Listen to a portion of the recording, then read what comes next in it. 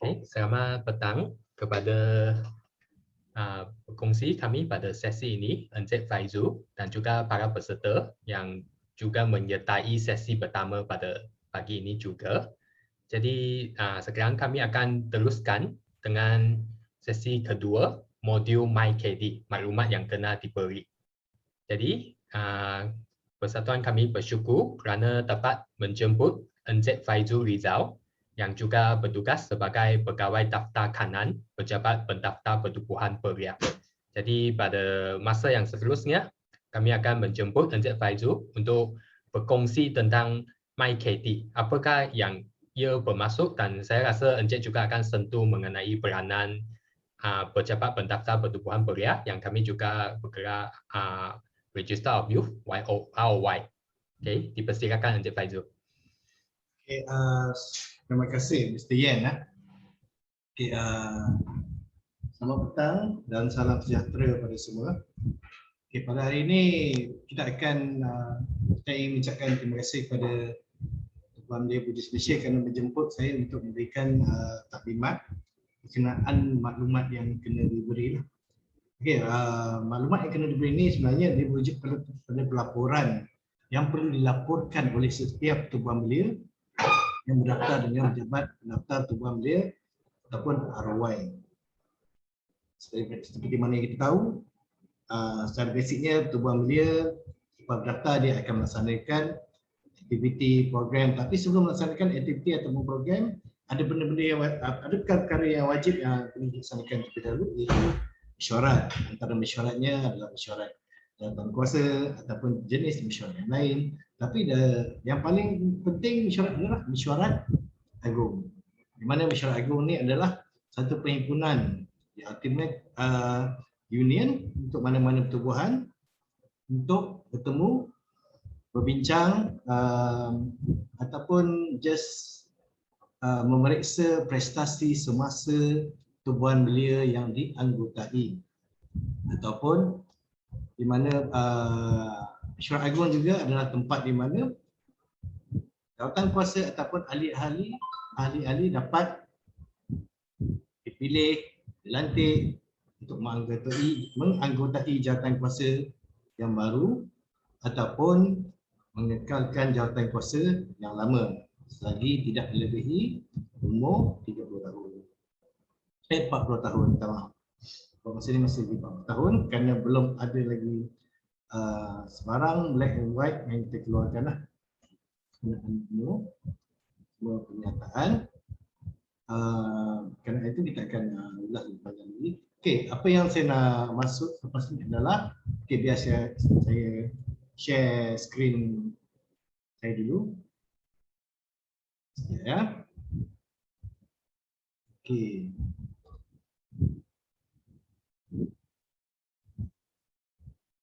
Okay, Mr. Yen dan rakan-rakan semua. Okey, apa yang saya nak kongsikan pada hari ini adalah berkenaan maklumat yang kena diberi, iaitu laporan yang perlu dikemukakan oleh setiap pertubuhan belia. Okey, terus pada slide yang ketiga, iaitu tuntutan perundangan. Okey, setiap pertubuhan belia yang berdaftar dengan mengikut undang-undang takluk pada buku perkara, iaitu daftar kepatuhan dan pelaporan. Daftar ni mana tuan-tuan apabila berdaftar telah ada undang-undang yang mengikat tuan-tuan, di mana barang-barang yang tuan isi untuk pendaftaran ini adalah telah di Gazette, iaitu yang pertama adalah borang PB01 untuk pendaftaran. Okey, tuan-tuan mesti isi borang PB01 untuk pendaftaran. Seterusnya hendaklah daftar di bawah Akta 668 di bawah subsection 7/1. Seterusnya, tuan-tuan, okey, sebagai pertubuhan belia, tuan-tuan diwajibkan untuk mematuhi segala set undang-undang yang ada di dalam negara, bermula daripada Perlembagaan Persekutuan, yang mana kita tahu Perlembagaan Persekutuan ialah set undang-undang yang telah dicipta, dibincangkan, dibahas, digubal dan diluluskan di Dewan Rakyat dan Dewan Negara. Seterusnya, perlembagaan negeri, satu set undang-undang yang dilulus, digubah, dibincang, dibahas dan diluluskan di Dewan Undangan Negeri setiap negeri yang ada. Seterusnya, undang-undang peraturan yang berkuasa di mana yang kita alami sejak 2 tahun ini, kita mengalami ataupun mengikuti undang-undang peraturan yang berkuasa bermula daripada PKP 1 sehinggalah yang terkini. Seterusnya, perkara yang paling penting untuk setiap tubuhan belia ialah memahami dan mematuhi perlembagaan masing-masing. Itu perlembagaan yang tuan-tuan gunakan untuk run the show. Perlembagaan yang tuan-tuan gunakan untuk menjalankan pertubuhan. Okey, perlembagaan ini adalah diwujud ataupun dicipta oleh setiap pertubuhan belia, di mana boleh saya katakan dalam Malaysia ini ada lebih kurang 28 pertubuhan belia yang berkonsep cawangan, pertubuhan belia yang mempunyai cawangan-cawangan. Ini juga adalah termasuk dengan pertubuhan belia Buddhis Malaysia. Induk, iaitu kebangsaan dan cawangan-cawangan di negeri. Itu dalam perlembagaan juga menyebut berbagai perkara berkaitan dengan keahlian, bagaimana untuk melaksanakan mesyuarat agung, bagaimana untuk berbagai perkara lain, undang-undang yang tuan-tuan cipta sendiri. Seterusnya, perkara ketiga yang perlu diikuti ialah pelaporan, di mana setiap pertubuhan belia wajib menghantar pelaporan pada setiap tahun. Itu MYKD. Okey. Untuk khas untuk Buddhis. Okay, saya pun sebenarnya telah terlibat dalam menjalankan pemeriksaan setiap pelaporan MYKD yang tuan hantarlah. Mana pertubuhan belia Buddhis ni adalah sebuah pertubuhan belia yang melaksanakan mesyuarat agung 2 tahun sekali. Okay. Untuk tuan-tuan tidak tertakluk pada terma mesyuarat agung tahunan. Tuan-tuan tertakluk pada mesyuarat agung 2 tahunan. Tetapi MYKD perlu dihantar setiap tahun. Contoh, untuk tahun pertama, tahun yang bermesyuarat.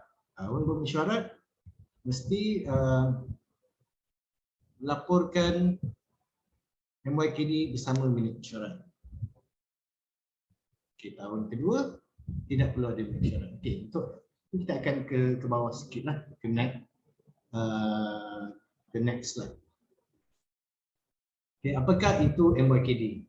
MYKD adalah satu pelaporan tahunan kepada pejabat pendaftar pertubuhan belia. Ianya tertakluk di dalam peruntukan Seksyen 22 Akta 668. Saya harap tuan-tuan telah pun ataupun pernah membaca akta kita, Akta 668 yang kita gunakan bermula daripada tahun 2008 ataupun 2007 hinggalah kini, dengan beberapa pindaan yang ada daripada belia berumur lebih pada 40 tahun hinggalah yang sekarang kita nak laksanakan belia berumur bawah 30 tahun. Itu antara orang kata version akta yang adalah. Ataupun kita akta pun kita pindah juga macam perlembagaan pertubuhan belia, sampai masa sampai 3 kita akan pindah. Okay, tujuan MYKD itu untuk membolehkan tindakan pengemas kinian dibuat ke atas rekod pendaftaran sebuah pertubuhan belia. Kita nak tengok status keaktifan, kita nak tengok pelaporan pengisytiharan jumlah keahlian, status pemegang jawatan, status mesyuarat agung yang dilaksanakan, dan pelaporan kewangan dan berbagai perkara yang lainlah. So perkara yang lain tu kita akan temui selepas ini dalam slide yang seterusnya. Okay, next slide. Saya akan pergi kepada Okey. Ini telah saya ceritakan tadi. Okey, untuk pertubuhan belia biasanya ada dua akan terlibat dalam dua keadaan, iaitu tahun Malaysia Agung dan tahun tidak Malaysia Agung. Di tahun Malaysia Agung ni khas untuk pertubuhan belia yang mempunyai perlembagaan yang menyatakan mereka melaksanakan mesyuarat agung tahunan. Okey, untuk yang bermesyuarat agung tahunan mesti menghantar pelaporan MYKD di dalam tempoh 60 hari daripada tarikh mesyuarat agung selesai. Tuan-tuan kan ada kan kurungan ikut perlembagaan masing-masing. Mungkin ada yang mesyuarat bulan 3, mungkin ada yang mesyuarat bulan 5, mungkin ada yang mesyuarat bulan 9. Okay, untuk pertubuhan belia Buddhis, tuan-tuan tertakluk pada kotak yang kedua, itu tahun tidak mesyuarat agung. Di mana? Okey. Untuk tahun pertama tuan-tuan bermesyuarat agung, iaitu kotak yang warna oranye ni, tuan-tuan perlu menghantar MYKD dalam tempoh 60 hari selepas dari mesyuarat agung selesai. Untuk yang tahun kedua, ataupun saya nak advance sikit, tahun yang keempat, 1 dan 3 bermesyuarat, tahun 2 dan keempat tidak bersyarat, tuan-tuan boleh menghantar MYKD tanpa mesyuarat agung selepas 60 hari. Dalam tempoh 60 hari dari berakhir tahun kalender tuan-tuan, itu 31 Disember. Saya harap tuan-tuan punya tahun kalender fiscal year kewangan adalah 1 Januari hingga 31 Disember. Maksudnya selepas Disember di dalam tempoh 60 hari tuan-tuan perlu menghantar laporan MYKD. Tuan-tuan tidak boleh menghantar MYKD untuk tahun tidak bermesyuarat sebelum Disember. Kena tunggu selepas habis Disember. Ini kaedah penghantaran untuk tahun yang tidak bermesyuarat agung lah. Tetapi mereka-mereka yang tertakluk pada tahun perkara kedua tahun tidak bermesyuarat agung ni mestilah mempunyai perlembagaan yang menyatakan perkara tersebut. Sekiranya tidak boleh menghantar MYKD selepas akhir tahun 31 Disember. Okey, seterusnya, okey, tanggungjawab siapa untuk menghantar MYKD? Okey, di dalam akta sendiri telah menyebut MYKD, tanggungjawab adalah kewajipan menghantar MYKD pertubuhan belia oleh pemegang jawatan dan mana-mana orang yang mengurus pertubuhan belia tersebut, termaktub di bawah Seksyen 24 Akta 668. 668. Okey, di mana menghantar MYKD ini adalah tanggungjawab semua pemegang jawatan. Orang yang mengurus, orang yang bantu mengurus. Okey. Mereka semua pemegang jawatan ini adalah mereka yang telah dipilih ataupun dilantik di dalam mesyuarat pertubuhan belia tersebut. Orang yang mengurus ataupun orang yang membantu mengurus, mungkin mereka yang telah dilantik tetapi di luar mesyuarat, mungkin dilantik sebagai kaki tangan yang menyelia pentadbiran, yang dibayar allowance ataupun gaji, ataupun orang yang ketiga orang yang bantu mengurus, mungkin bekas-bekas ataupun mantan-mantan ahli ataupun jawatan kuasa yang telah melebihi 40 tahun yang mempunyai pengalaman dan pengetahuan untuk membantu melicinkan pengurusan menyediakan pelaporan MYKD untuk pertubuhan belia tuan. Okay, ini adalah ketiga perbezaan. Tapi tertakluk ketiga orang ni jenis ni tertakluk dalam akta. Maknanya bukannya hanya mereka yang dipilih yang boleh menyediakan MYKD. Orang yang mengurus dan orang yang membantu mengurus pun boleh membantu menyediakan MYKD. Semua yang dah ada dalam akta. Seterusnya kita pergi pada slide yang seterusnya. Okey. MYKD itu sendiri. MYKD ini untuk kita permudahkan, untuk senang kita faham, kita terdiri daripada 6 borang, iaitu borang 79, itu borang ahli jawatan kuasa.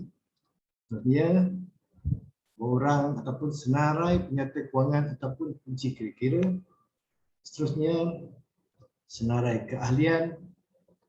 Dan ada lagi kita ingat tak? Minit mesyuarat.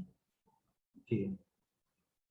Yang di dalam kotak bergaris putus-putus bermaksud ini adalah borang pindaan. PPB 07 untuk tubuhan bilik tunggal dan PPB 08 untuk tubuhan bilik bercawangan. Ini tuan-tuan yang persatuan lah. PPB 08. Okey. Sekiranya tuan-tuan tidak ada sebarang pindaan, tidak perlu menghantar kerana yang berkaitan dengan pindaan lah. Sekiranya tuan-tuan ada maksud dengan pindaan, okey, tuan-tuan boleh menghantar borang PPB 08 berserta dengan minit mesyuarat yang menyebut ataupun meluluskan pindaan tersebut berserta dengan wang pos RM10 berserta dengan kenyataan pindaan. Mungkin di dalam satu page tu kita pecah pada dua. Okey, sebelah kiri perlembagaan sedia ada ataupun fasal-fasal yang hendak dipindah lah. Perlembagaan yang sedia ada. Di sebelah kanan fasal-fasal yang hendak dipindah lah. Maksudnya pada yang lama dan fasal yang lama dan fasal yang baru. Itu sebagai contoh. Okey, yang terakhir sekejap. Okey, minit mesyuarat agung. Okey, plus maklumat harta. Okey, maklumat harta ni kita ada sediakan ruang untuk tuan-tuan membuat pengisytiharan. Okey, berkenaan dengan maklumat harta. Sebenarnya tuan-tuan hendak ataupun update, okey, bolehlah menyertakan salinan untuk kita kemaskini lah. Okay, kebaikan membuat pengisytiharan berkaitan dengan maklumat harta adalah sekiranya tuan-tuan memerlukan pengesahan daripada pejabat daftar tubuhan belia, pejabat kami boleh memberi pengesahan sekiranya tuan-tuan terbabit ataupun terlibat dalam sebarang pertikaian ataupun dispute yang berkaitan dengan harta ataupun undang-undang, ya kami boleh membantu sedikitlah. Kan, walaupun tak banyak kita boleh bantu sikit. Maknanya sudah semestinya banyak pihak akan merujuk kepada pejabat pendaftar tubuhan belia berkenaan mana-mana tubuhan belia. Artinya kalau ada berkaitan dengan tubuhan belia itu. Agensi lain ataupun pihak lain dia tidak boleh merujuk dengan tempat lain kerana pejabat pendaftar tubuhan belia adalah tempat di mana semua tubuhan belia ini didaftarkan. Dan pejabat tubuhan belia memegang rekod sama ada tuan-tuan kemaskini ataupun tidak kemaskini. Ini tuan-tuan tidak memaklumkan sebarang pengisytiharan yang berkaitan dengan semua pihak kami tidak dapat memberi apa bantuan ataupun mengclarify ataupun memverify perkara lah kan berkaitan dengan harta. Itu antara baik dan buruk memaklumkan pengisytiharan lah berkenaan dengan harta dan dia juga terkandung di dalam yang berkaitan. Ada satu perkara yang saya lupa nak sebut iaitu penyata aktiviti tahunan. Kalau tuan-tuan perhatikan di dalam akta belia itu sendiri, akta 608, okay, penghantaran pelaporan aktiviti ini sebenarnya adalah tidak wajib. Ini adalah bukan mandatory. Tetapi tuan-tuan diminta digalakkan menghantar pelaporan aktiviti kerana pelaporan aktiviti ini yang akan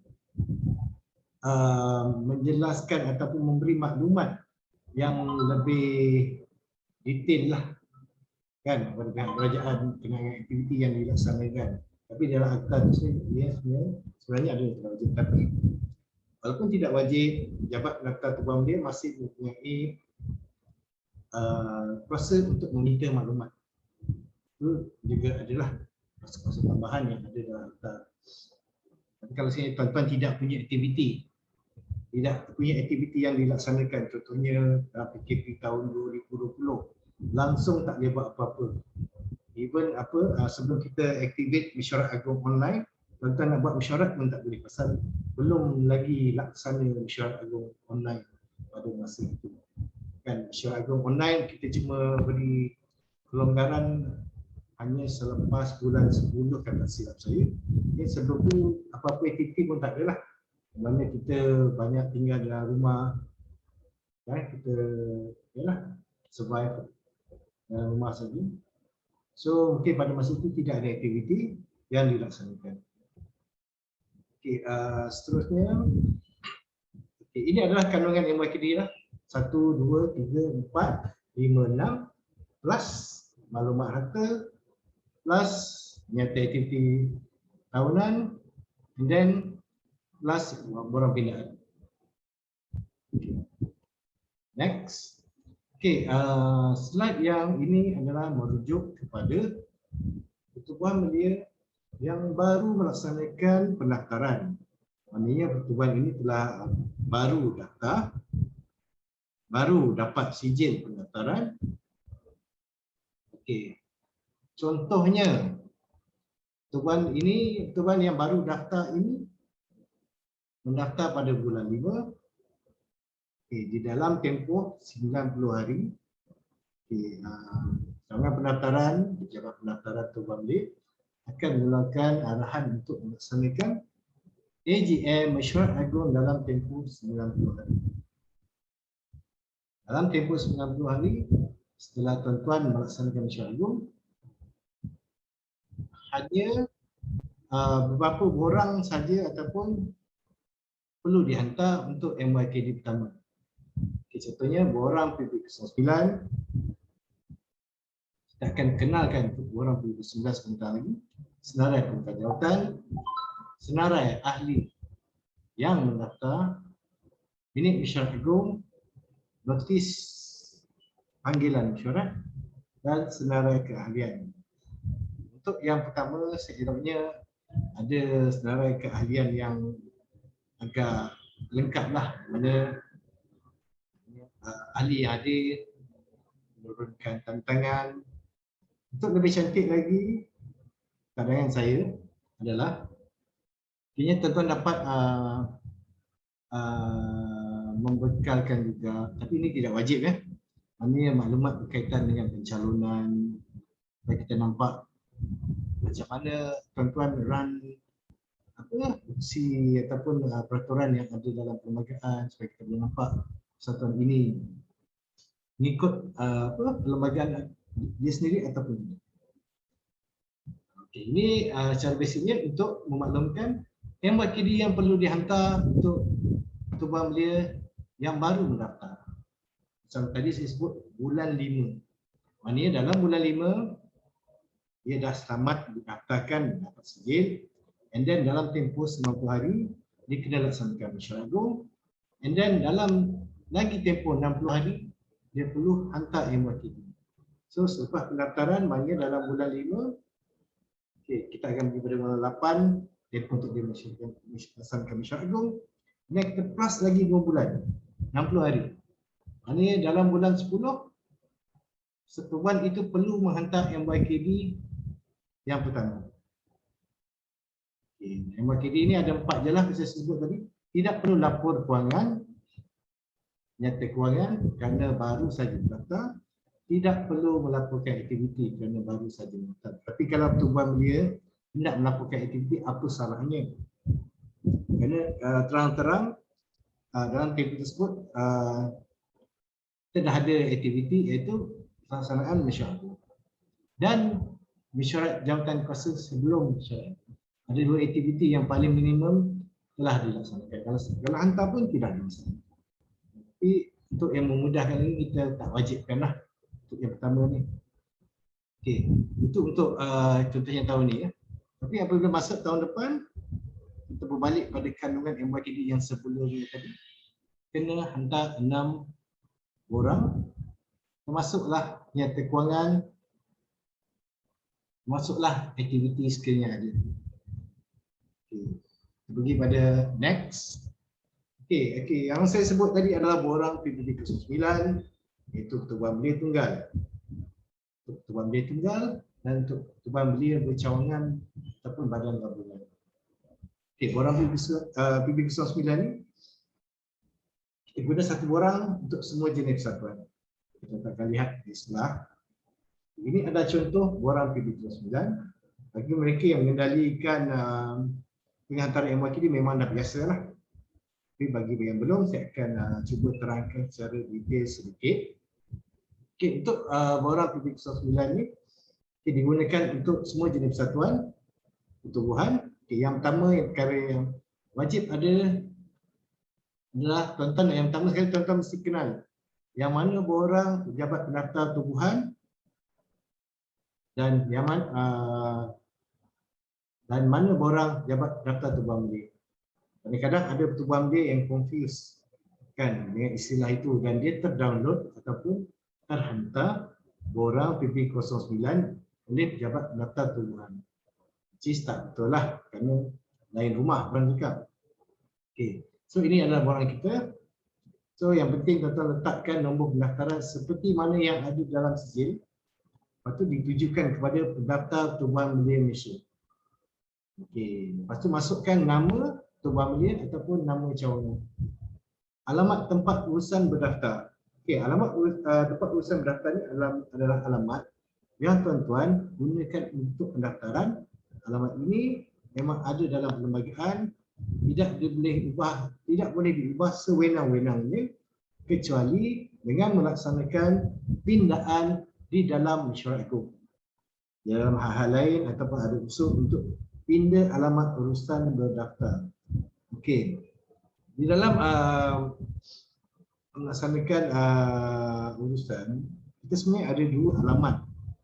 Ada satu lagi alamat yang kita tak masukkan adalah alamat surat menyurat. Okey. Mungkin tuan-tuan ada bangunan yang di atas nama pertubuhan belia sendiri, itu mungkin sesuai untuk alamat tempat urusan.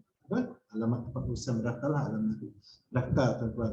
Tapi sekiranya kalau ada dalam keadaan tertentu, ada pertubuhan yang mengubah alamat surat menyurat kepada alamat setiausaha ataupun alamat fungsi. Mungkin atas faktor mendapat pengurusi ataupun mendapat setiausaha yang tinggal berjauhan daripada headquarters. Mungkin ada yang daripada utara, mungkin ada yang daripada timur, mungkin ada yang dari selatan. Tuan-tuan boleh mengubah alamat surat menyurat pertubuhan belia untuk memudahkan lagi pengurusan. Sekiranya kalau setiausaha tidak tinggal di lokasi HQ tuan-tuan. Hanya dengan menghantar surat memaklumkan pertukaran alamat surat menyurat. Ingat ya tuan-tuan, alamat surat menyurat bukan alamat berdaftar pertubuhan. Alamat daftar pertubuhan hanya boleh ditukar melalui pindaan mesyuarat agung. Alamat surat menyurat tidak perlu melalui pindaan mesyuarat agung dan hanya perlu membuat surat memaklumkan pada pejabat daftar pertubuhan belia memaklumkan pertukaran alamat surat menyurat di tempat yang baru. Supaya segala surat dan maklumat dapat sampai pada orang yang tepatlah. Sebenarnya perkara yang tiga itu bilangan terkini anggota pertubuhan belia mengikut daftar. Di sini kita ada satu kolom yang membezakan bangsa-bangsa jantina mengikut untuk pertubuhan belia membuat pengisytiharan berapa jumlah keahlian mereka mengikut bangsa dan jantina. Jumlah ini adalah penting untuk tuan-tuan masukkan kerana kita setiap tahun diminta menyediakan pelaporan kepada Institut Penyelidikan Data KBS lah, IRS. Nyatakan jumlah berapa pertubuhan belia keseluruhan, berapa lelaki, berapa wanita kita diminta. So saya minta tuan-tuan dan cawangan-cawangan tuan-tuan menyediakan maklumat yang tepat lah untuk kita laporkan kepada pihak yang lain pula. Okey, seterusnya perkara keempat, ini adalah berkaitan dengan borang pemegang jawatan. Okey, perkara kelima, tuan-tuan mengisytihar, ini adalah salinan yang benar minit mesyuarat agung tahunan yang diadakan pada tahun tersebut. Seterusnya, tuan-tuan isytiharkan penyata kewangan dan kunci kira pada tahun tersebut. Seterusnya, yang kali ini ada berkaitan dengan kewangan. Tuan-tuan, ini berbicara tuan-tuan untuk memaklumkan ataupun mengisytiharkan pada pejabat penata kewangan desa ke mana kondisi yang saya sebutkan pada awal tadi. Okey, ke-8 adalah berkaitan dengan pindaan. Okey, tuan-tuan, semasa menghantar MYKD, sekiranya tuan-tuan ada ataupun ingin melaksanakan pindaan, okey, tuan-tuan perlu menyediakan 2 sampul, satu borang untuk menghantar MYKD, itu borang PP09 dan satu borang untuk menghantar pindaan, kerana kedua-dua proses ini dilaksanakan oleh dua cawangan yang berbeza. MYKD diterima oleh cawangan pemantauan, pindaan perlembagaan atau pindaan alamat atau pindaan nama diterima oleh ataupun oleh cawangan pendaftaran. Supaya kita dapat mempercepatkan proses kedua-dua proses tersebut. Kalau tidak, kita akan salah satu proses akan jadi lambat kerana dokumen akan diikut dia ada satu dan dia pergi pada cawangan pemantauan dulu ataupun cawangan pendaftaran. Salah satu proses akan menjadi lambat. So tuan-tuan diminta untuk menyediakan 2 sampul untuk memudahkan dan mencepatkan proses yang 2 proses yang sedia ada. Seterusnya berkaitan dengan harta, debenture, amanah saham dan lain-lain. Seterusnya ini saya lupa ataupun saya tak nampak dengan jelas, tapi saya rasa dia melibatkan senarai nama ataupun alamat mana-mana pertubuhan yang tuan-tuan bergabung sama ada di dalam Malaysia ataupun di luar Malaysia, di luar negara lah. Tuan-tuan ada kalau tuan-tuan perlu ataupun mengisytiharkan sama ada atau tidak lah, kan? Okey. Seterusnya, ini adalah tarikh borang PP09. Okey, tarikh ni penting. Sebenarnya yang sebut tuan-tuan terikat dengan 2 keadaan untuk menghantar MYKD, iaitu tahun pertama ataupun tahun ketiga ataupun tahun kelima tuan-tuan melaksanakan mesyuarat agung, di mana tarikh mestilah sebelum berakhir tahun tersebut, dan untuk tahun kedua, tahun keempat, tahun keenam dia mestilah selepas 31 Disember. Okey, tantangan yang pertama merujuk pada tantangan setiausaha dan sebelahnya adalah tantangan fungsi cawangan itu. Okey, bagi Tuan Belia Kebangsaan BAM, hanya tantangan Presiden dengan setiausaha Sekretari Jeneral ataupun setiausaha agung saja. Jadi untuk cawangan contohnya KL, perlu ada 3 tantangan. Okay, tantangan yang pertama adalah Presiden KL ataupun Pengerusi KL. Yang kedua Setiausaha Agung KL. Yang ketiga adalah jawatan kuasa kebangsaan, sama ada Presiden, Timbalan, Setiausaha. Itu yang bawah sekali lah, yang tentang kebangsaan. Okay, seterusnya kita pergi pada tajuk minit mesyuarat agung. Okey, ini saya cuma bacakanlah dan apa yang perlu ada di dalam menyediakan minit mesyuarat agung, iaitu minit mesyuarat agung mestilah lengkap dan terperinci, iaitu mempunyai tajuk, tarikh, laporkan tempat, memberitahu masa, menyertakan agenda dan lain-lain. Tuan-tuan juga mesti menyertakan notis dan agenda mesyuarat agung tahunan. Mungkin kita boleh tengok apakah sama dengan dalam perlembagaan. Mungkin lah dengan perubahan ni dia kadang-kadang dia tak ikut ataupun kadang-kadang dia tertinggal, kan, beberapa agenda yang sepatutnya dilaksanakan dalam mesyuarat agung. Semestinya setiap mesyuarat perlu ada pembentangan laporan, tidak terus membincangkan aktiviti ataupun program dan hal-hal lain yang berkaitan dengan perubahan. kita tengok adakah tuan melaporkan kewangan, melaporkan aktiviti, membuat melaksanakan pemilihan dan lain-lain lah. Seterusnya dalam minit mesyuarat agung perlu ada senarai kehadiran ahli wakilan. Ini saya tekan tadi, kalau boleh kita nak ada tantangan asal ahli. Tantangan mana tuan-tuan sediakan satu form, macam biasalah kita masuk kelas, masuk sekolah, masuk universiti, assign kehadiran, itulah juga. So quorum tuan-tuan mencukupi mengikut perlembagaan. Quorum mesti mencukupi lah mengikut perlembagaan. Mungkin tuan-tuan setengah daripada jumlah keseluruhan. Mungkin tuan-tuan terdiri daripada berbagai jenis keahlian. Ikutlah perlembagaan tuan-tuan yang ada dan mesti ditunjukkan dalam minit mesyuarat tersebut, di mana sebelum menurunkan mesyuarat mungkin setiausaha ataupun pengurusi mengumumkan yang quorum adalah cukup ikut perlembagaan dan mesyuarat boleh dijalankan. Okay. Dan borang minit mesyuarat ini perlu disahkan oleh dua orang pemegang jawatan, iaitu setiausaha dan pengurusi. So far memang kita belum bagi kebenaran untuk pihak lain lah, timbalan ke, kecuali kalau pengurusi berada dalam keadaan tertentu, mungkin timbalan boleh memberikan tantangan lah. Kalau pengurusi masih okey, presiden masih okey, pengurusi dan seterusnya perlu menurunkan tantangan asli di minit mesyuarat.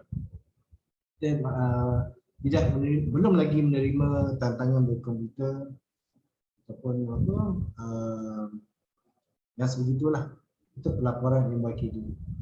Mungkin pada masa PKP itu kita memberi kelonggaran tantangan yang di-scan, tapi apabila PKP telah tidak ada lagi dan kita meneruskan aktiviti seperti biasa dan kita boleh berjumpa dan kita boleh berbicara seperti biasa, tuan-tuan mesti menurunkan tantangan asli, tantangan original.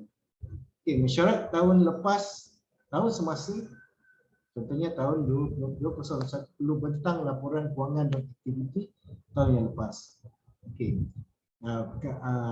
Ayat yang saya sebut ini adalah merujuk kepada laporan di dalam mesyuarat. Okay. Kalau tuan-tuan dalam perlembagaan tuan-tuan mewajibkan pelaporan kewangan tahun yang lepas, laporlah yang lepas. Kalau tahun yang semasa, laporlah tahun semasa. Okey, seterusnya surat kebenaran penangguhan mesyuarat agung tahunan. Okey, sebenarnya tuan-tuan ingin menangguhkan mesyuarat agung, tuan-tuan hanya perlu maklumkan pejabat daftar tuan dia lah, supaya kita maklum yang tuan-tuan aware dengan mesyuarat agung tapi tidak dapat laksanakan mengikut tempoh kerana ada masa tertentu. Dan jadi kuasa penangguhan ini adalah kuasa yang ada di dalam perlembagaan tuan. Kita akan take note perkara ini dan kita akan kalau boleh setelah ditangguh haruslah tidak melepasi tahun kenaan lah. Jika tidak, ia akan memberikan implikasi yang tak baiklah dan akan mengganggu sedikit urusan tuan-tuan apabila gagal melaksanakan mesyuarat agung di dalam tahun semasa. Okay, next.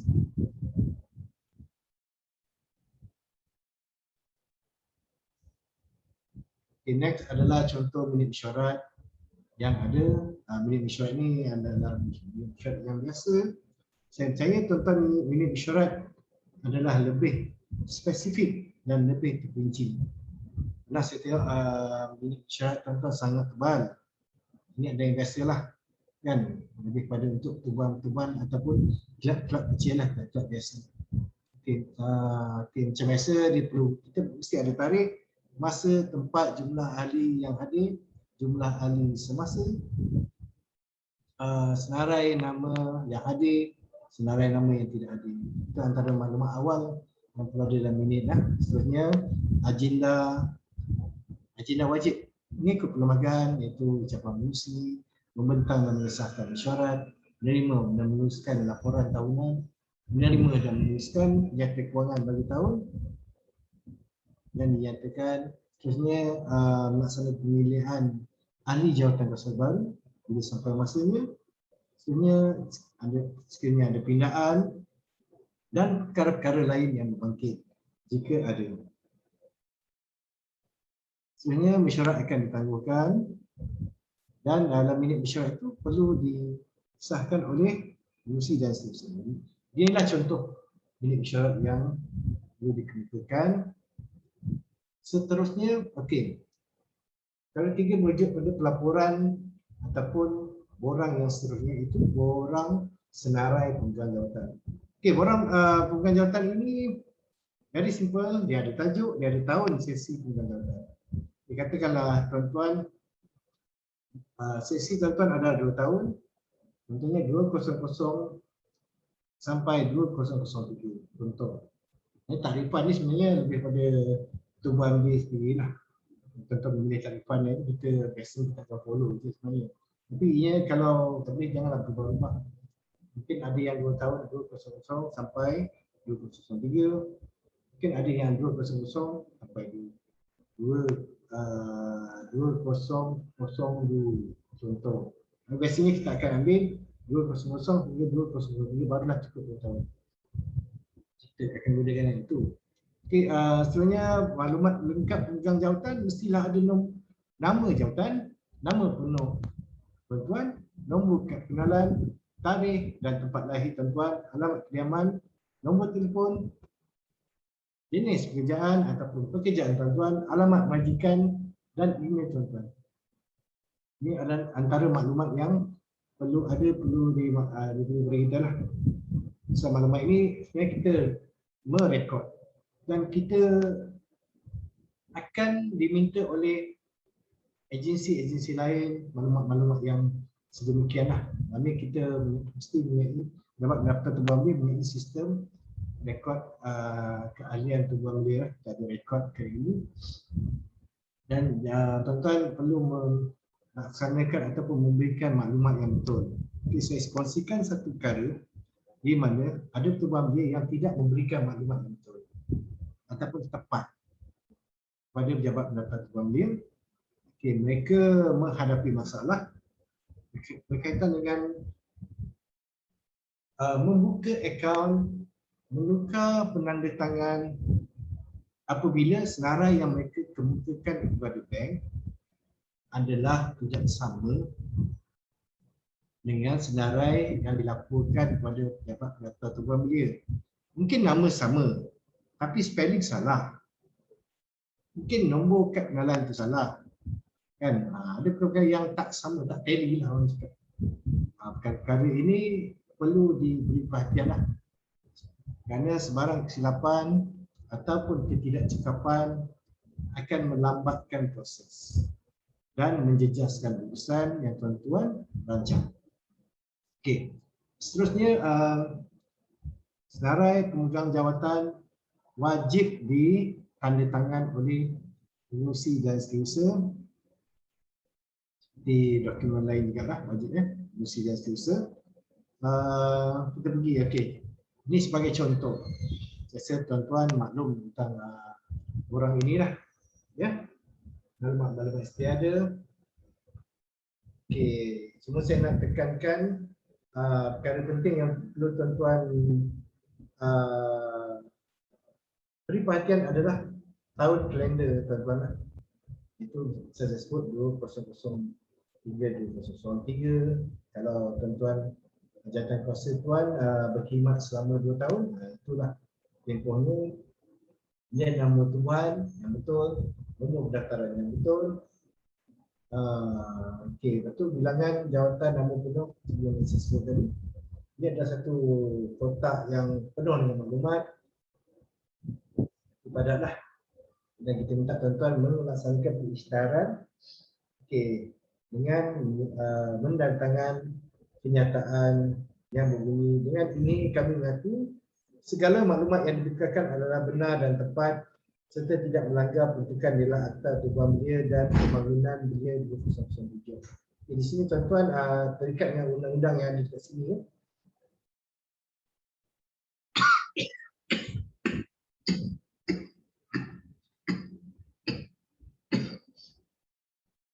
Tuan-tuan, minta maaf. Okey, okey. Seterusnya, Senarai borang yang seterusnya adalah senarai lengkap keahlian. Yang tadi jawatan kuasa.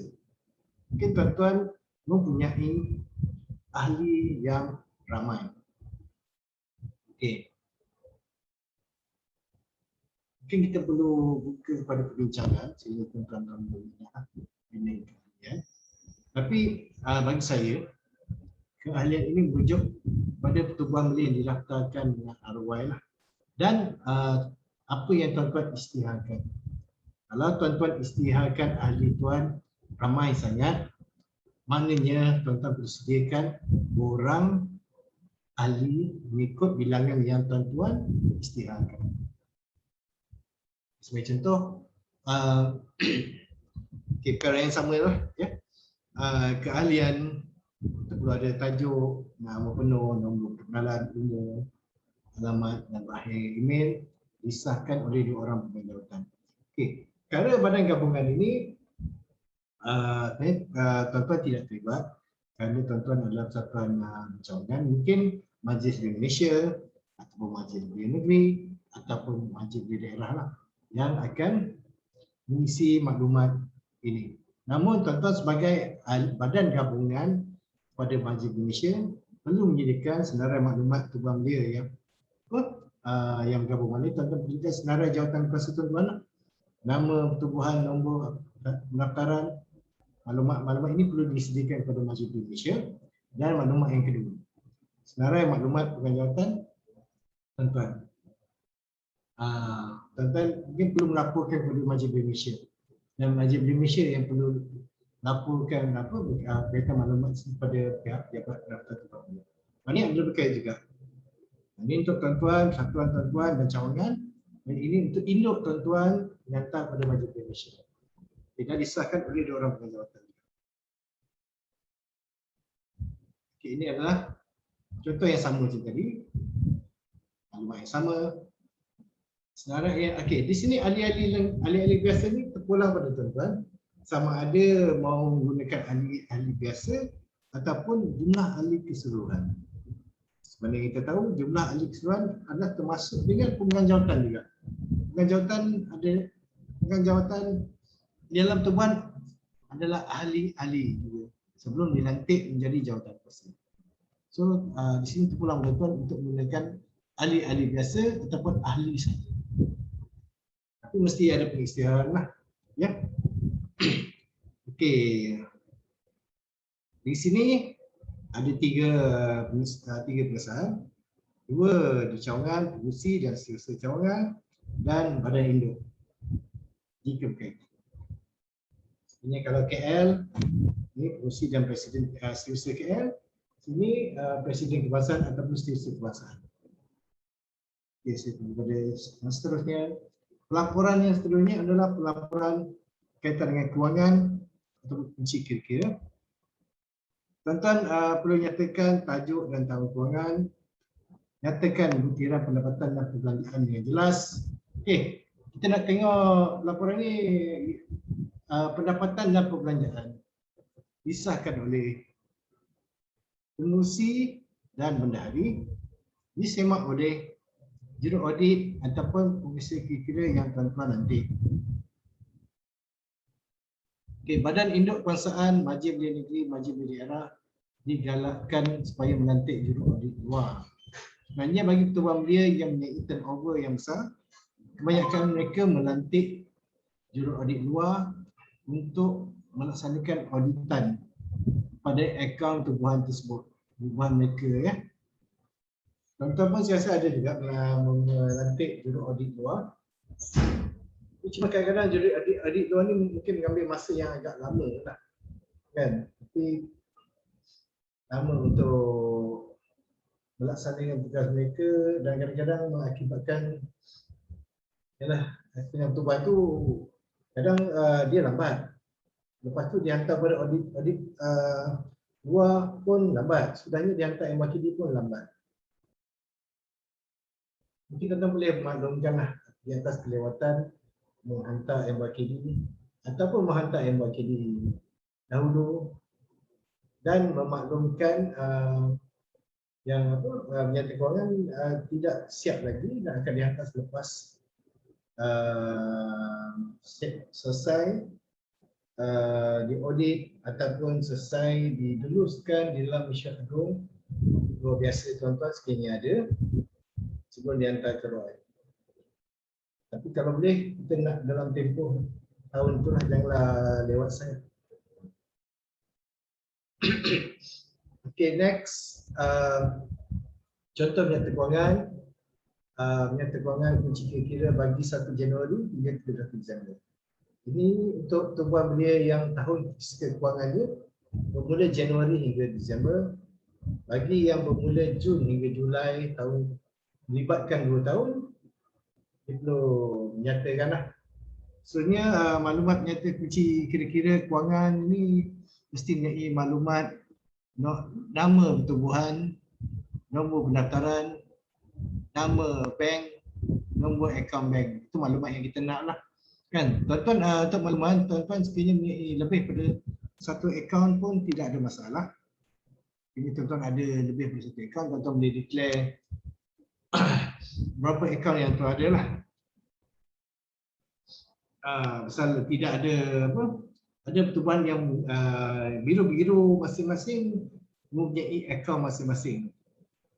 Kan, tapi jarang kita jumpa lah, tapi ada yang gitu. Dan sebenarnya tidak ada larangan di dalam akta, tidak ada larangan dalam akta bank, akta kewangan, mungkin akta agensi ini pun tidak ada larangan berkaitan membuka akaun lebih dari 1 lah. Sebenarnya dalam penyata kewangan, tuan-tuan perlu menyatakan tersebut pendapatan dan perbelanjaan. Tapi apa yang kita nak tuan-tuan tunjukkan adalah seperti mana yang ada dalam perbagian tuan-tuan. Adakah yuran dikutip? Adakah yuran dihantar kepada badan induk? Kan? Adakah mesyuarat agung, perbelanjaan mesyuarat agung direkodkan? Adakah perbelanjaan mesyuarat jawatan kuasa direkodkan? Dan program-program atau aktiviti lain direkodkan. Itu banyak perkara lah yang tuan-tuan boleh lakukan di sini.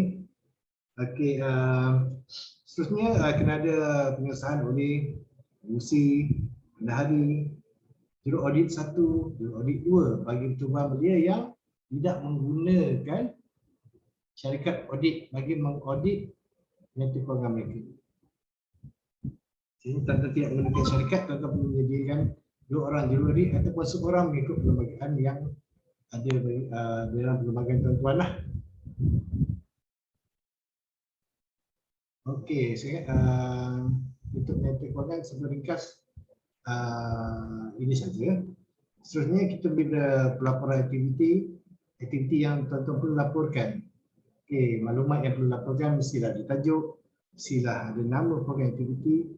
Sebenarnya nama dan program ini, program aktiviti ini tuan-tuan kalau boleh jangan gunakan tajuk yang catchy sangat sampai tak boleh difahami. Kan, kadang setengah tu guna tajuk yang ringkas, dia letak mission 1.2, 2.0 kan. Kita pun tak tahu aktiviti apa yang dilaksanakan. Dan tarikh dan tempat mesti ada, jumlah penyertaan mesti ada, jabatan agensi lain sekiranya ada. Tak semestinya program atau aktiviti kita libatkan ramai pihak. Mungkin ada di antaranya yang kita buat sendiri 100% kita sendiri. Mungkin ada setengahnya kita buat bersama agensi lain ataupun dengan pihak NGO yang lain. Dan gambar-gambar aktiviti lah. Sebenarnya kalau tuan-tuan boleh bekalkan, maknanya memang A lah. Kan? Tapi yang paling penting bagi saya, setiap laporan tuan-tuan mesti dimulakan dengan pelaporan mesyuarat tersebut. Sebenarnya kalau tuan-tuan kalau nak jadi yang terbaik, tuan-tuan mesti tunjukkan bermula daripada mesyuarat jawatan kuasa. Kalau nak melaporkan yang terbaik lah kan, mesyuarat jawatan kuasa berapa kali tuan buat setahun. Adakah tuan-tuan mengikut perlembagaan seminimal 4 kali mesyuarat jawatan kuasa setahun ataupun tidak, ataupun lebih, kadang-kadang lebih, kadang-kadang kurang. Itu yang kita nak tengoklah. Seterusnya Okey. Ini adalah contoh borang laporan aktiviti tahunan. Kita berharap tuan-tuan dapat mengikut menggunakan mungkin tuan-tuan ada format masing-masing. Kita minta tuan-tuan menggunakan format ini kerana ianya ada ringkas dan padat. Mungkin jika tuan-tuan gunakan format yang lain, mungkin mengambil lebih banyak ruang lah ataupun lebih banyak helaian. Mungkin kalau tuan-tuan boleh ringkaskan maklumat seperti nama program, tarikh, tempat, jumlah penyertaan, kos terlibat, agensi bersama, kerjasama dengan agensi lain ataupun tidak. Just ringkaskan macam ni. Kat sini kita boleh dapat report dalam 10 laporan kan. Okay, mungkin helaian yang lain tu tuan-tuan boleh masukkan gambar kan, merujuk pada laporan yang bila kan, sebagai inilah cadangan. Okey, berkaitan dengan laporan aktiviti juga, saya dah sebut tadi bermula dengan mesyuarat jawatan kuasa. Tuan-tuan kalau boleh melaporkan, jangan tertinggal ataupun meremehkan program-program yang kecil yang melibatkan komuniti, kerana program itulah sebenarnya kekuatan untuk tuan-tuan. Mana pertubuhan belia ini yang sering diiktiraf oleh kerajaan, yang mana kita beri pengiktirafan yang menang anugerah belia tahun ini, tahun itu. Mereka banyak fokus ataupun lebih menekankan fokus kepada program di akar undu. Kerana kita sebenarnya tidak lebih fokus sangat kepada program bulan sasar yang di atas sangat. Maknanya atas ni mungkin yang melaksanakan pun peringkat yang tertinggi. So pengiktirafan itu lebih pada pertubuhan belia di peringkat yang lebih rendah. Contohnya di cawangan-cawangan. Kan, bagaimana cawangan yang kecil melaksanakan program pembangunan belia yang besar yang memberi impak kepada tubuhan, pada masyarakat, pada komuniti, bagaimana melahirkan belia yang berjaya kan. Tidak semestinya belia berjaya itu kita hanya boleh tengok di peringkat di atasan, dan kita kena tengok di bawah juga.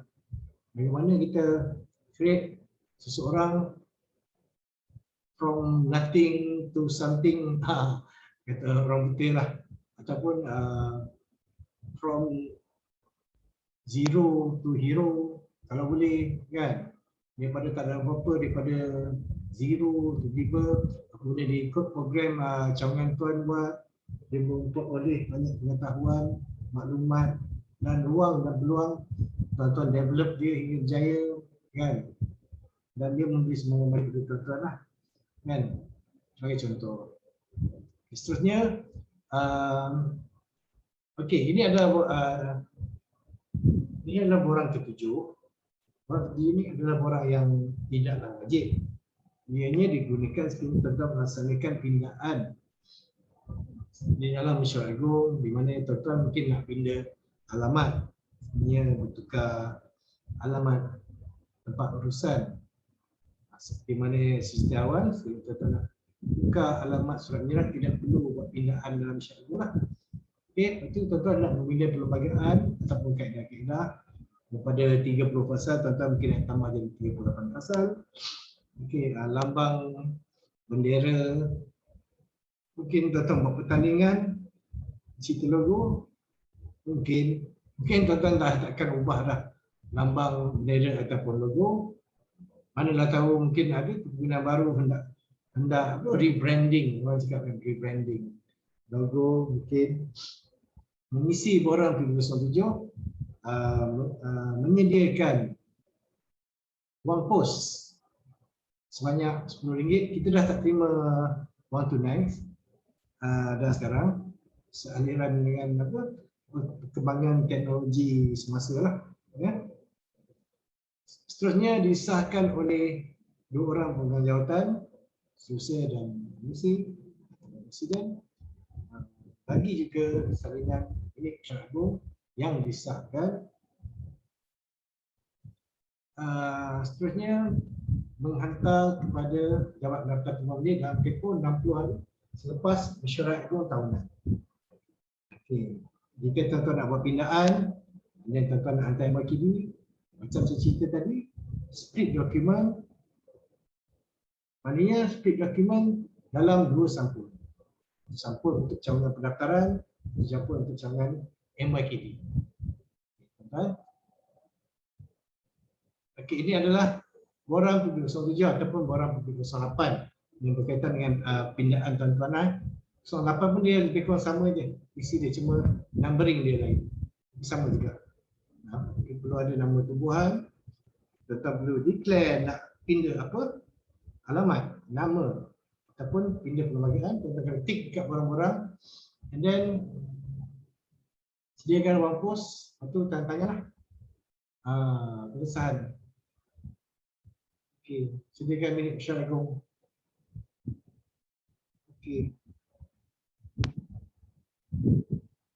Okey, seterusnya perkara yang sama. Okey, maklumat harta nombor 8. Tadi pindaan tadi borang yang kita tunjuk. Ini antara borang yang tuan-tuan perlu hantar sekiranya kalau tuan-tuan hendak mengisytihar ataupun declare kaitan dengan harta. Okey, salinan mengenai apa-apa wang, harta, faedah ataupun keuntungan dari sumber di luar Malaysia.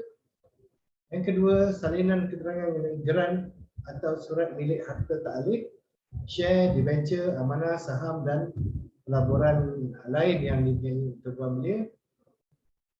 Okey, kali ini tuan-tuan perlu maklumkan pada pejabat terutama tuan belia induk lah. Takut kalau ada apa-apa dispute, tak boleh nak bantu sangat lah kan kalau tak memberi maklumat begitu.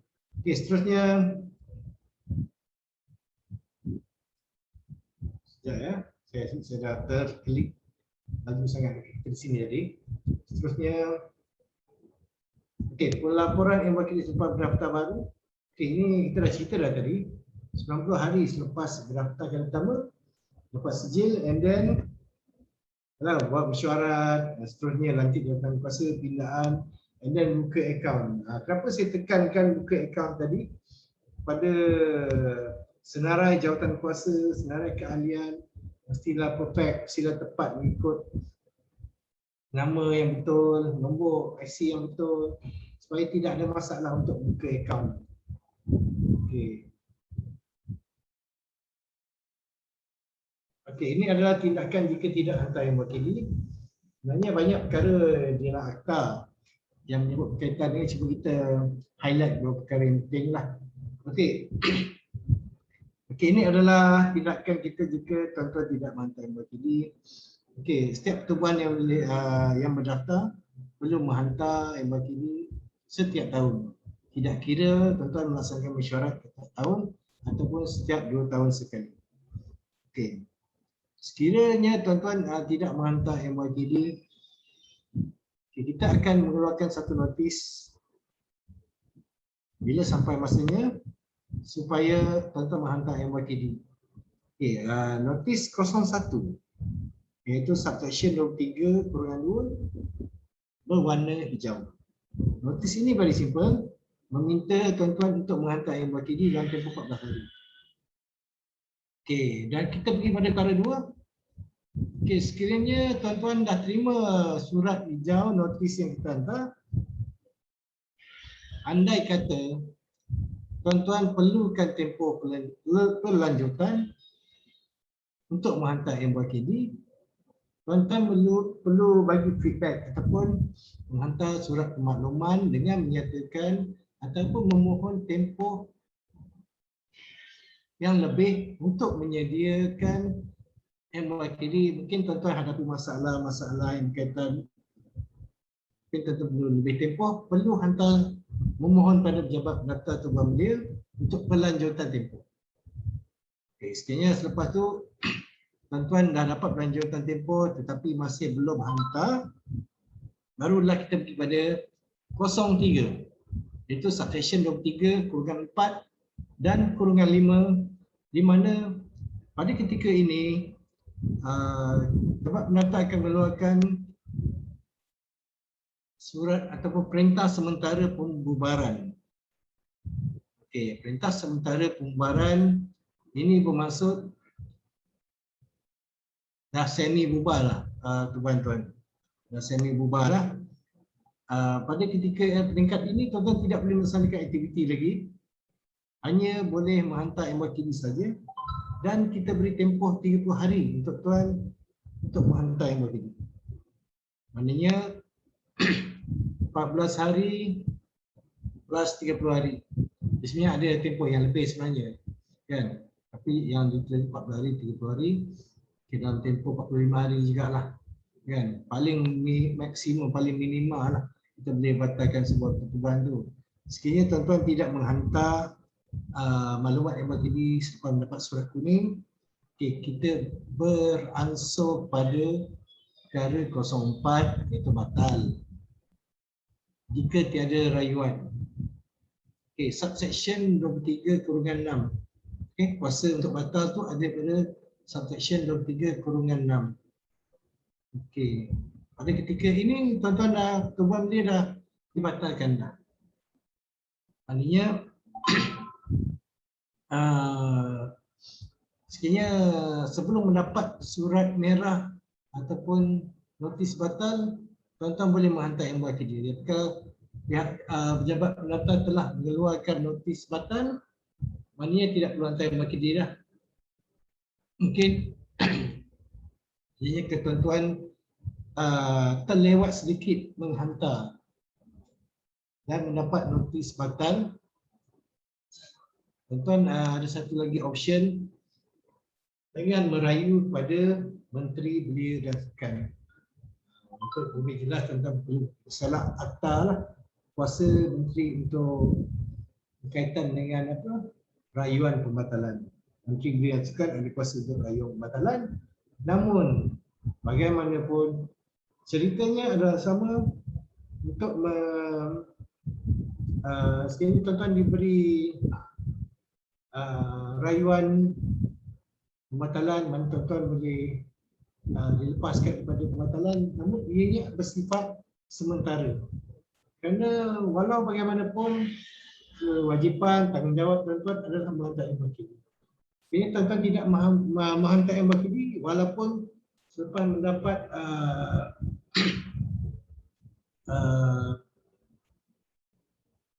kelulusan Menteri Belia dan Sukan, tetap tuan akan dibatalkan kerana masih tidak menghantar MYKD. Inilah ceritanya untuk tindakan jika tidak hantar MYKD lah, secara ringkas. Okay, seterusnya, okay, SOP semakan MYKD. SOP semakan MYKD adalah sebenarnya mengikut jumlah dan volume MYKD yang tuan-tuan ada. Sekiranya tuan-tuan mempunyai cawangan yang banyak, mungkin peringkat negeri ada 7, mungkin cawangan di bawah ada beratus-ratus, mungkin dia akan mengambil masa yang lama lah. Kita perlu tahu setiap cawangan perlu menghantar kepada badan induk, dan badan induk itulah yang menghantar MYKD kepada Jabat Penata Tubuhan Belia. Kerana hubungan ni sebenarnya adalah di antara induk dengan Jabat Penata.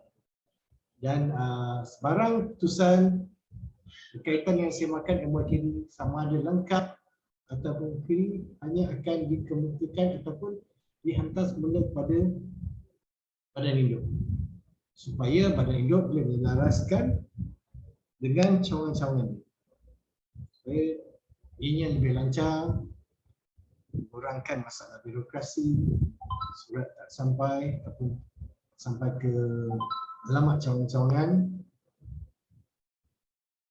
Okey. Saya lupa nak sebut SOP biasa dalam tempoh yang tenang yang tidak dihujani ratusan MYKD, kita memerlukan 14 hari untuk menyelesaikan satu semakan MYKD. Next. Okey, ini adalah MYKD secara online. Okey. Untuk menghantar MYKD secara online, tuan-tuan perlu melayari http://www.royv2.gov.my mengikut syarat-syarat ini. Okey, penghantaran MYKD secara atas talian. Sebelum menghantar MYKD secara atas talian, tuan-tuan melihat tuan-tuan perlu mengaktifkan akaun dalam sistem eRoy. Okey, sebelum menghantar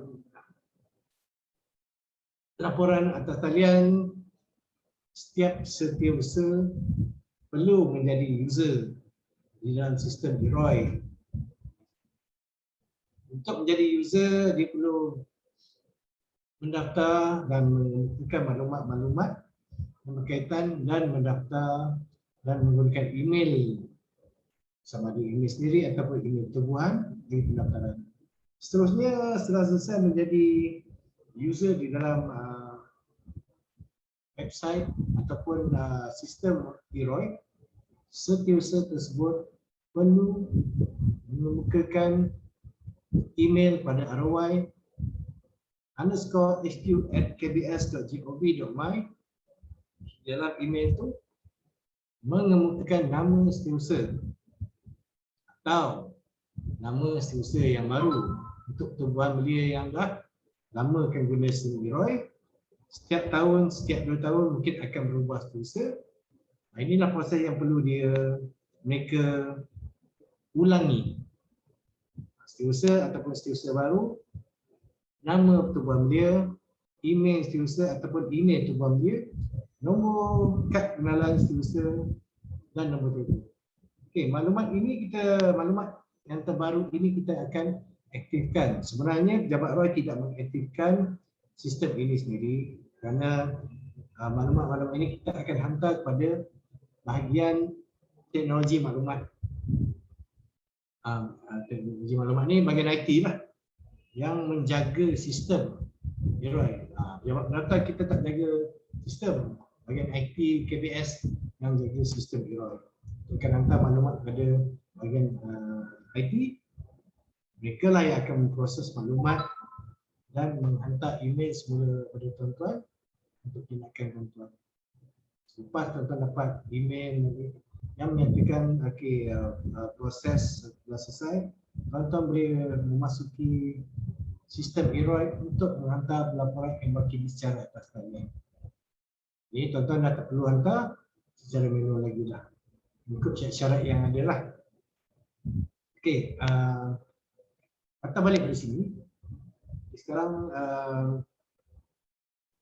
manakala masa pun dah 3.13, mungkin tuan-tuan boleh kita nak tengok feedback tuan-tuan lah, ya. Macam mana selepas ni. Okay, saya speedkan sikit. Okey, ini adalah kesalahan-kesalahan yang berkaitan dengan MYKD. Ianya ada dalam akta. Okey, di mana akta telah menyediakan beberapa perkara yang menyebabkan kecerobohan, yang menyebabkan tidak hantar MYKD, yang menyebabkan MYKD palsu ataupun tidak lengkap. Okey. Okey, untuk kecerobohan berkaitan dengan pendaftaran, pembatalan pendaftaran. Okey, tuan-tuan cuba mendaftar tuan belia, tapi tuan-tuan gagal memberikan maklumat bertulis. Tuan-tuan ada tertakluk pada Seksyen 21D dan Subseksyen 23/6 lah. Maknanya undang-undang ni telah disediakan kepada pejabat pendaftar tuan belia. Terusnya untuk yang tidak menghantar MYKD, dia sebenarnya selain pada membatalkan persatuan, dia ada denda kepada individu yang terlibat. Sebenarnya nak digunakan, kita dah ada benda ni sebenarnya. Tapi saya rasa KBS masih belum ke tahap itulah, kan. Kita tidak lagi sampai tahap itulah. Walaupun kerajaan telah menyediakan undang-undang untuk digunakan, KBS masih kita belum sampai tahap itu lagi lah. untuk mendenda pertubuhan belia. Saya rasa belum ada pertubuhan belia yang telah didenda lagi lah setakat ini, belum ada. Okey, tapi undang-undang yang ada angka MYKD sebenarnya boleh ditunda tidak melebihi 5,000 ikut Section 24/3. Yang menghantar MYKD palsu ataupun tidak lengkap pun ada juga. Undang-undang yang berkaitan. Denda tidak melebihi 2,000 Section 24/4. Itu undang-undang yang dah ada. Okey. Mungkin kerajaan tidak menguasakan perkara ini sepenuhnya. Tapi tuan-tuan perlu berhati-hati sekiranya berkaitan dengan kecuaian, tidak hantar MYKD palsu dan tidak lengkap. Sekiranya kalau ada aduan, mungkin kita tidak tahu, mungkin ada kes, ada perkara yang melibatkan dia macam ni lah, macam mana tuan-tuan melaksanakan pengurusan persatuan. Kita harap tuan-tuan melaksanakan pengurusan persatuan dengan cara yang terbaik lah, bagaimana semua ahli dapat bekerjasama, kan, sama ada menghantar MYKD, tidak menghantar MYKD. Apa yang saya cakap ni, sekiranya kalau ada sebarang aduan yang rasmi, mungkin kita akan mengambil tindakan mengikut undang-undang lah. Jadi kalau tuan tidak hantar MYKD, kita setakat membatalkan pertubuhan belia lah. Tapi ini kalau ada aduan yang berkaitan yang very serius, mungkin kita terpaksa menggunakan undang-undang yang sedia ada. Itu diharap tuan-tuan dapat menguruskan pertumbuhan dan sumber-sumber manusia pertumbuhan yang baik. Seterusnya, okey, ini adalah pejabat-pejabat ROI, Jawatan Daftar Pertubuhan Belia yang sedia ada di dalam Malaysia.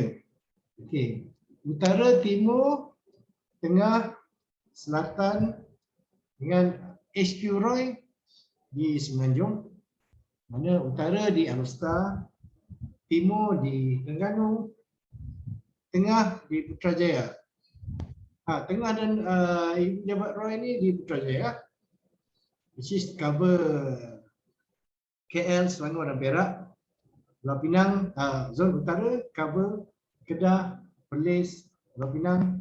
Timur cover Terengganu, Kelantan, Pahang. Selatan cover Melaka, Sembilan dan Johor. Sebenarnya di Sarawak pun kita ada. Di Bandar Kuching, Jabat Roy Zon Sarawak di Kompleks B Rasukan di Sarawak. Di Sabah pula. Okey, Sabah di cover dua lokasi, iaitu negeri Sabah dan kawasan Labuan. Labuan sebenarnya di dalam wilayah persekutuan. Tapi oleh kerana wilayah persekutuan Kuala Lumpur ni adalah jauh, kita meminta zon Sabah untuk menyelia pertubuhan belia yang ada di Labuan kerana lokasi yang berhampiran. Walaupun berhampiran masih kena guna flight jugalah, kan, ataupun naik kenderaan jauh jugalah. Okey, tuan-tuan, ini adalah email rasmi ROI. Ini adalah portal rasmi ROI, FB kita. Okey, seterusnya saya ada perkara lagi, tapi tengok feedback tuan-tuan selepas ni lah. Bagaimana? Okey, sekian. Terima kasih untuk taklimat berkaitan dengan pelaporan dan penghantaran MYKD. Sekiranya kalau tuan-tuan ada soalan berkaitan dengan MYKD secara online ataupun star rating, boleh saya teruskan selepas ini. Sekian, terima kasih.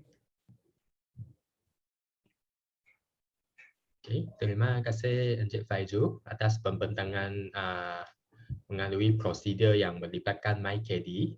Jadi saya buka kepada semua para peserta, kalau ada sebarang pertanyaan, boleh terus buka kamera dan mikrofon dan kemukakan kepada Encik Faizul ataupun type di ruang chat di bilik mesyuarat ni.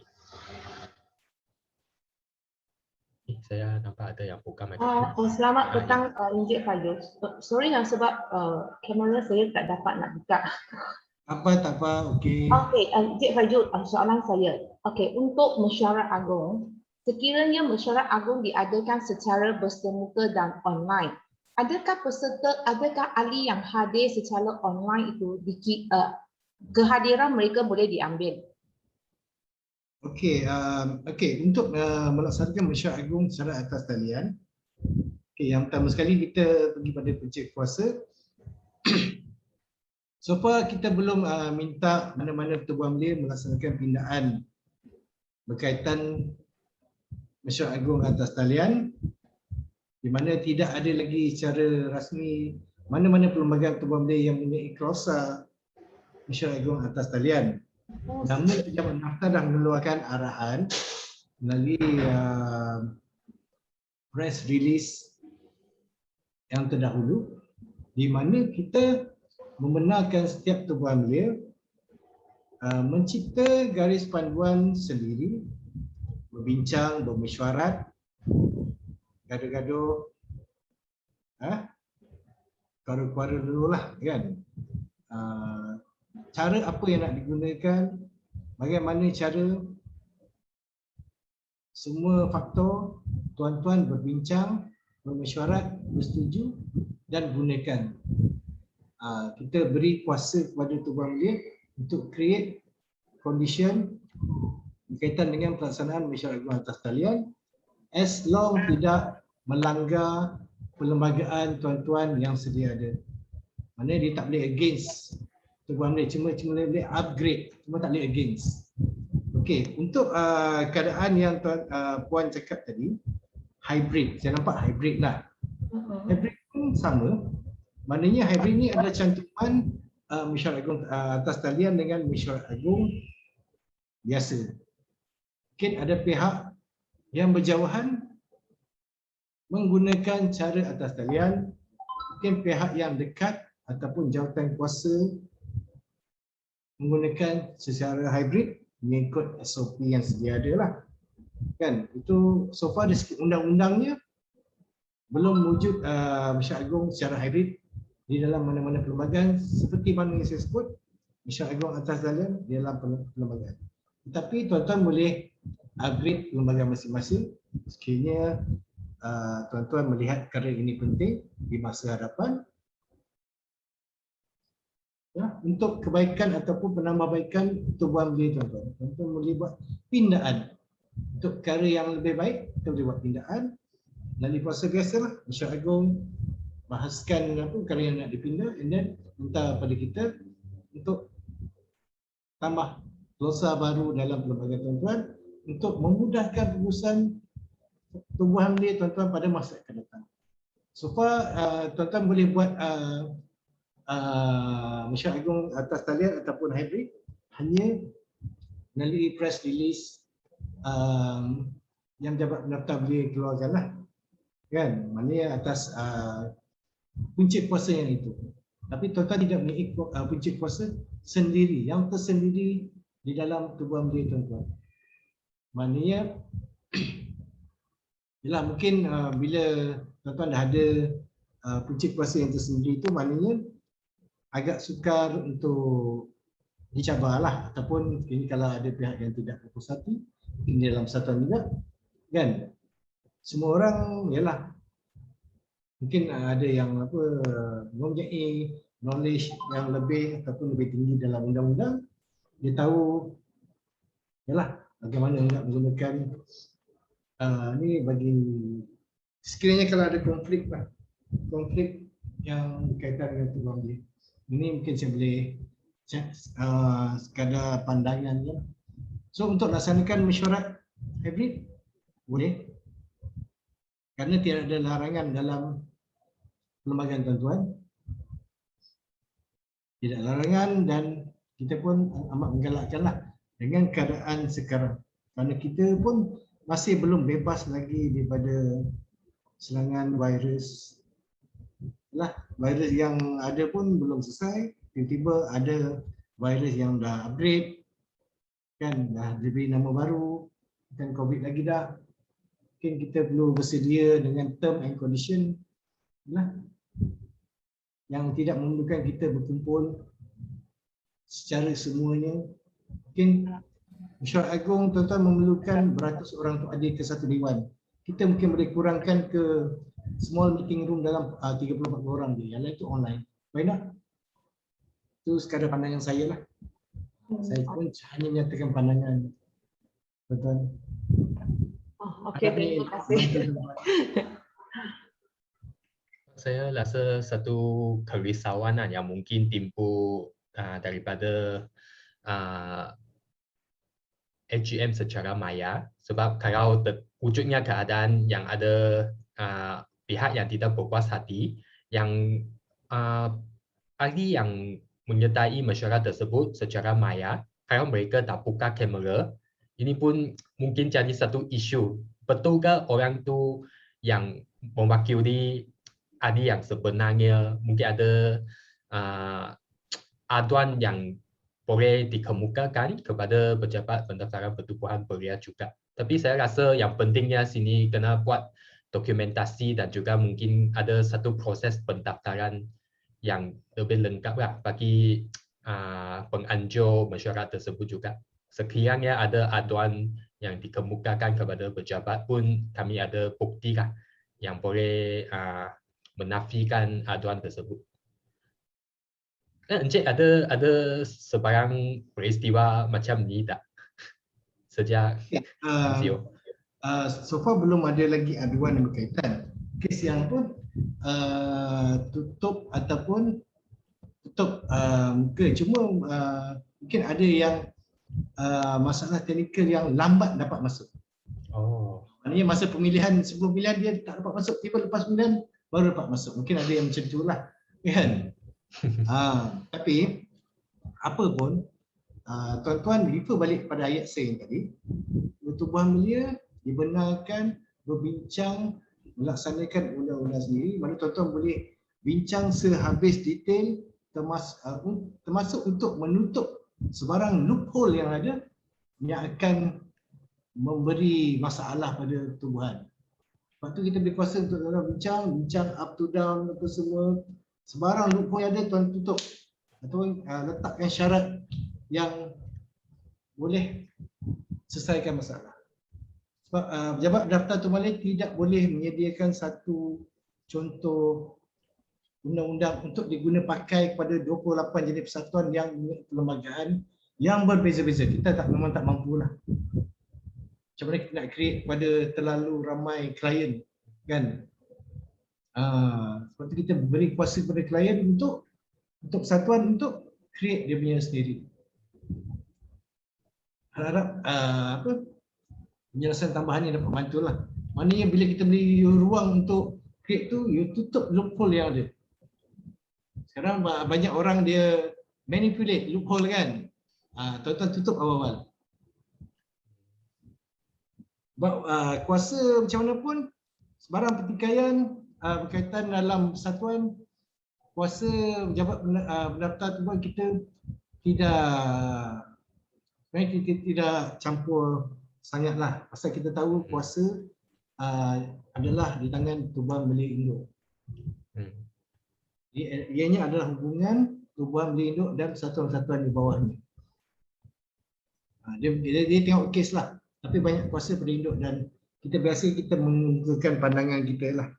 Mana sekiranya penyelesaian tu ada di tangan jawatan kuasa induk, kita akan menyarankan pertubuhan belia induk untuk menyelesaikan perkara ini mengikut apa yang ada dalam perlembagaan. Dan kuasa pertubuhan belia induk adalah yang pertama lah. Tapi itu dalam akta belia.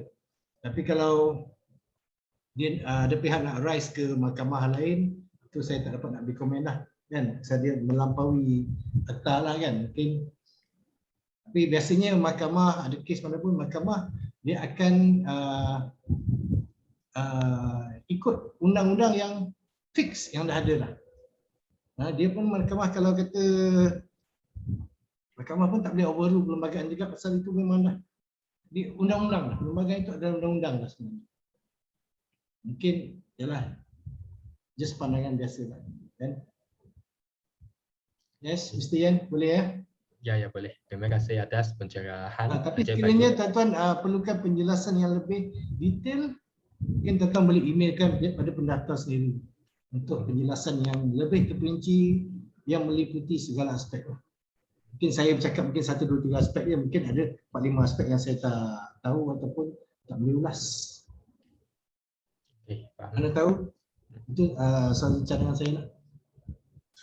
Okey, ada satu soalan di ruang chat bilik mesyuarat ni. Bolehkah term untuk AJK 3 tahun sekali baru mengadakan pemilihan? Adakah ini tertakluk kepada pejabat pertubuhan belia ataupun ia tertakluk kepada perlembagaan pertubuhan sendiri? Sebenarnya yang nombor 2, perlembagaan pertubuhan belia sendiri. Okey. Dalam perlembagaan pertubuhan belia Buddhis Malaysia, berapa tahun mesti Yan? 2 tahun. Setiap 2 tahun. Itulah 2 tahun lah. Tapi you pun ada kuasa juga untuk buat sebarang perubahan. Okey, ada persatuan belia yang induk 2 tahun pemilihan. Yang cawangan dia buat tiap tahun. Itu up to you juga untuk you decorate ataupun you yang create. Kalau sesuai untuk cawangan bawah you mungkin setahun, cawangan negeri 2 tahun, mungkin cawangan kuasa 3 tahun. Up to you to decorate benda tu. Tapi kuasa di tangan induk, Pasal Pejabat Daftar Tubuhan Belia tidak menerima sebarang pindaan daripada cawangan melainkan hanya untuk pindah alamat. Alamat, terima itu je. Yang lain semua induk. Nama pun kita tak bagi pindah. Pasal nama mesti sama dengan induk juga. Kita tak layan pindaan nama. Alamat saja yang kita layan. Yang lain, the rest pindaan mesti datang dari induk. Dan cawangan hanya boleh buat pindaan alamat sajalah. Okey, ada Yang risau. peserta yang ada soalan lain tak? Nak kena pasti. Okey, kalau tak ada, mungkin saya tanya soalan yang terakhir lah sebelum tamatnya sesi ni. Apakah pandangan Encik tentang pintaan kepada Akta 668?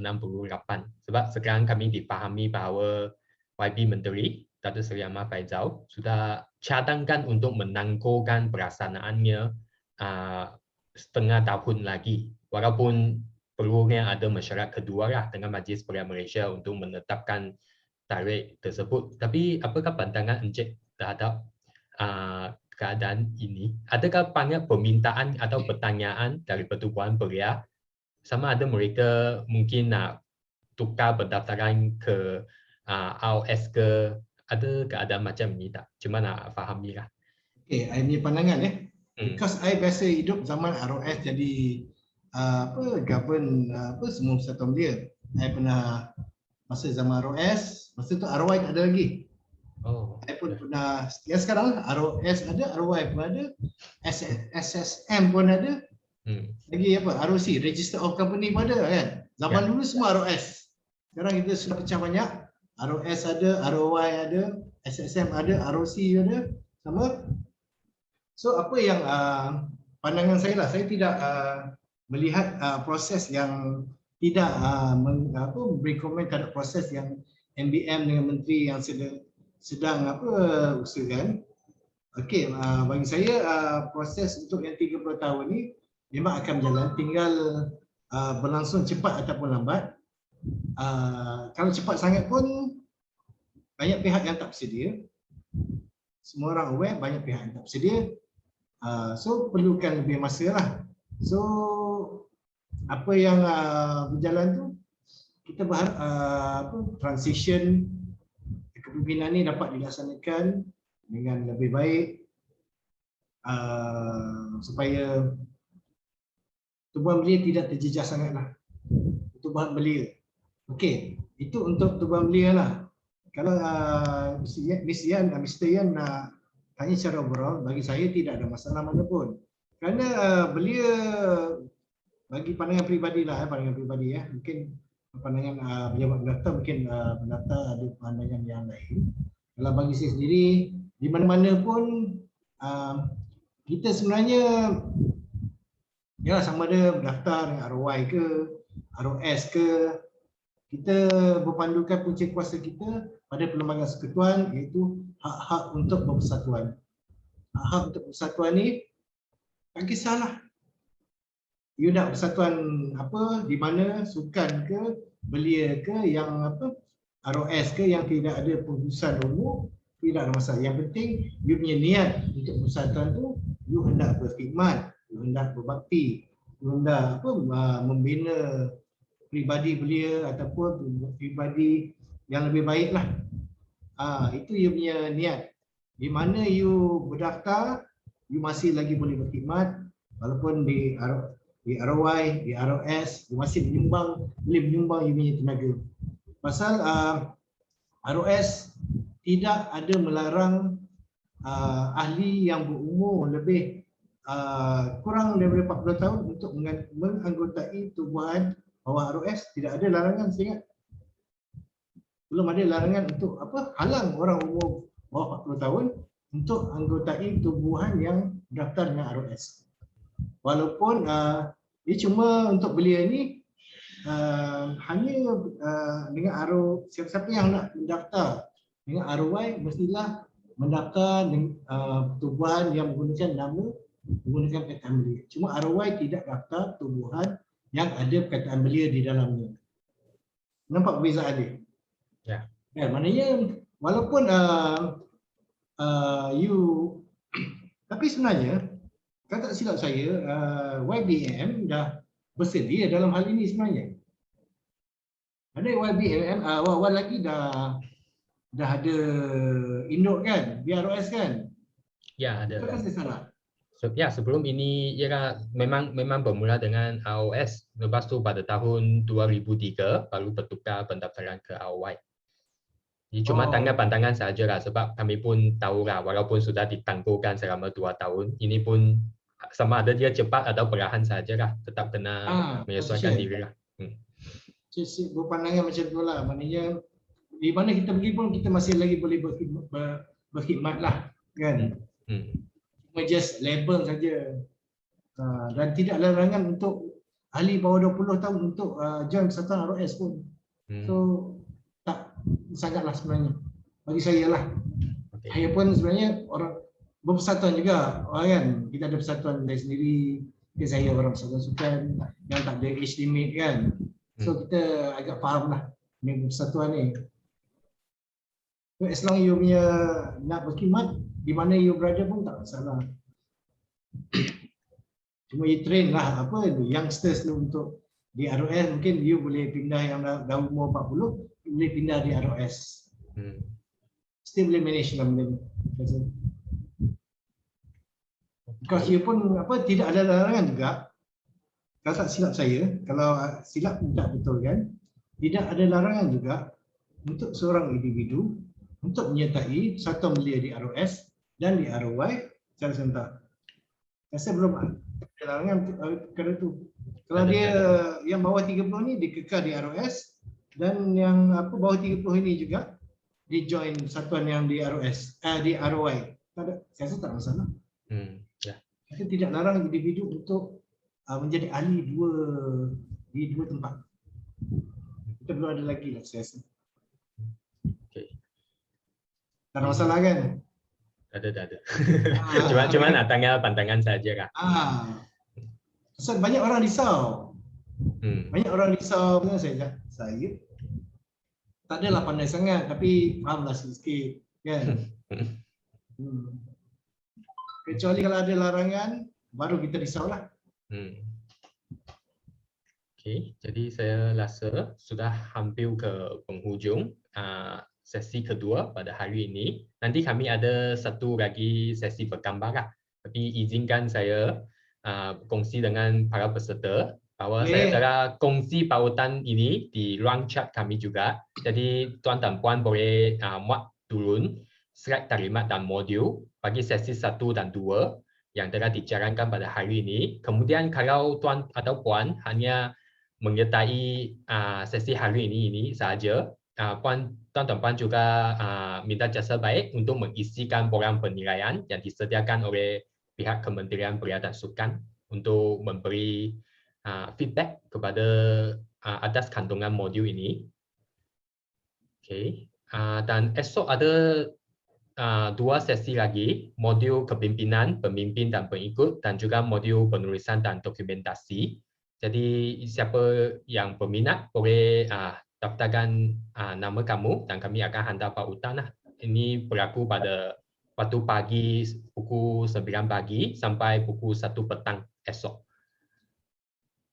Okay, dan ini kami akan hantar schedule untuk 2 sesi hari ini kepada para peserta yang menghadiri sesi ini. Kami akan hantar melalui email dan juga akan memaklumkan peserta bahawa Persatuan Belia Buddhis Malaysia juga sedang mengadakan satu fundraising campaign untuk membantu mangsa banjir. Jadi inilah maklumat, kalau tuan dan puan berminat untuk membuat dermaan, boleh juga pergi ke Facebook page YBM, Young Buddhist Association of Malaysia. Jadi setakat semalam sudah ada 33 juta lah yang berjaya dikumpul. Dan kami juga akan memobilisasikan 2 pasukan, satu pasukan di kawasan Seri Muda untuk membuat kerja pembersihan, dan pada hari esok kami juga ada satu pasukan yang akan bergerak ke Karak untuk membantu tujuan pembersihan dan juga mengedarkan bahan keperluan harian kepada mangsa banjir yang memerlukan. Okey, jadi ini hari ini hari cuti, hari Natal juga lah, dan juga cuti lah bagi bagi kami juga. Jadi ucapkan selamat hari cuti dan semoga semua selamat di rumah. Sebab sekarang bukan sahaja ada isu banjir, tetapi COVID-19 pun masih berrasa. Jadi kena jaga keselamatan dan kesihatan diri juga lah. Jadi sebelum tamatnya sesi ini, saya menjemput semua peserta untuk membuka kamera kalau keadaan izinkan untuk sama-sama satu sesi bergambar berkumpulan.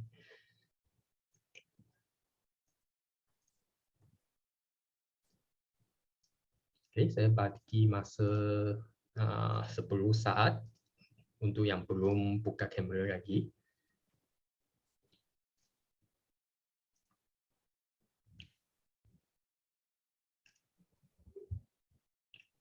Okay, nampaknya ada gambaran peserta yang tak dapat buka kamera. Okay. Okay, jadi nanti saya kira dari 3 lah, 3, 2, 1 dan saya akan tangkap gambar ini lah. Okay. Okay, 3, 2, 1.